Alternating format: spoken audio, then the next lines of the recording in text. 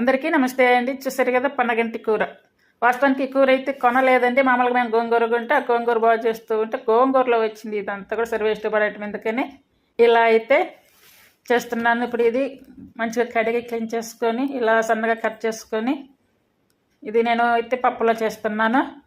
పన్నగంటి కూర తీసుకోవడం వల్ల కంటి చూపుకి చాలా చాలా మంచిది. ఇది ఫ్రై రూపంలో అయినా లేదా ఇలా పప్పులో అయినా చేసుకొని తినవచ్చు. పనగంటి కూర అంతా కూడా ఇలా అయితే కట్ చేసి పెట్టుకోవాలి. ఇప్పుడు కందిపప్పు తీసుకొని మంచి కడిగి కుక్కర్లో వేసుకొని అలాగే ఇప్పుడు సన్నగా కట్ చేసుకున్నటువంటి వేసుకోవాలి. అలాగే ఒక టమాటా అలా సన్నగా కట్ చేసుకొని వేసుకోవాలి. పచ్చిమిర్చి కట్ చేసి ఇప్పుడు చింతపండు, పసుపు పావు స్పూను కరెక్ట్గా సరిపోయే వరకు వాటర్ వేసుకొని ఇప్పుడు కుక్కర్ స్టవ్ మీద పెట్టేసుకోవాలి.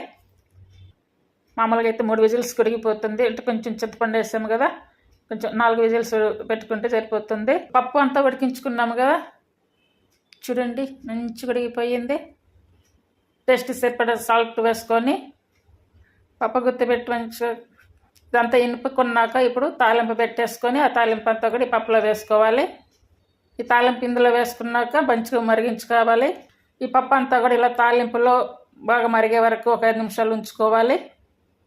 ఇలా మరిగింది కదా, కొంచెం లూజ్గా అయితే చేసుకోవాలి. ఇలా ఇప్పుడు సన్నగా కట్ చేసుకున్న కొత్తిమీర వేసుకొని ఫైనల్గా స్టవ్ అయితే ఆపేసుకోవాలి.